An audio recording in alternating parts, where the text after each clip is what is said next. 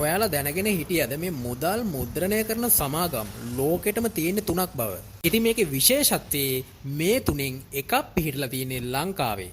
ඉතින් මේ රටවල් තුන එක්සත් රාජධානිය සහ ශ්‍රී ලංකාව මොල්ටා යන රටවල් තුන. මෙම මුද්‍රණ සමාගමේ නම දිලාරු.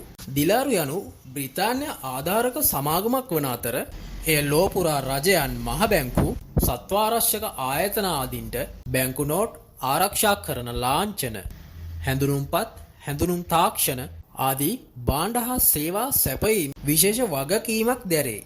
ලංකාවේ පිහිටා තිබෙන මෙම මුද්‍රණ සමාගම පිහිටා ඇත්තේ කොළඹට ඉතා ආසන්න බියගම ප්‍රදේශ බියගම ආයෝජන කලාපයේ පළවෙනි අදියරේ. මෙම මුද්‍රණ සමාගම දිලාරු ලංකා නමින් හැඳින්වේ.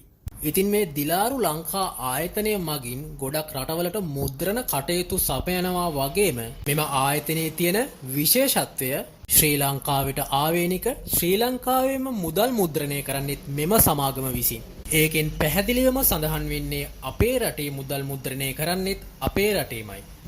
ඔයාලට බලාගන්න පුළුවන් මේ ලංකාවේ තියෙන ඕනෙම මුදල් නෝට්ටුවක පිටුපස කෙළවරේ බොහොම පුංචියට මෙම මුද්‍රණ සමාගමේ නම සඳහන් කරලා තියෙනවා. ඉතින් මෙම දිලාරු මුදල් මුද්‍රණ ආයතනයට අවසර දී ඇත්තේ රටවල් 3කට පමණයි.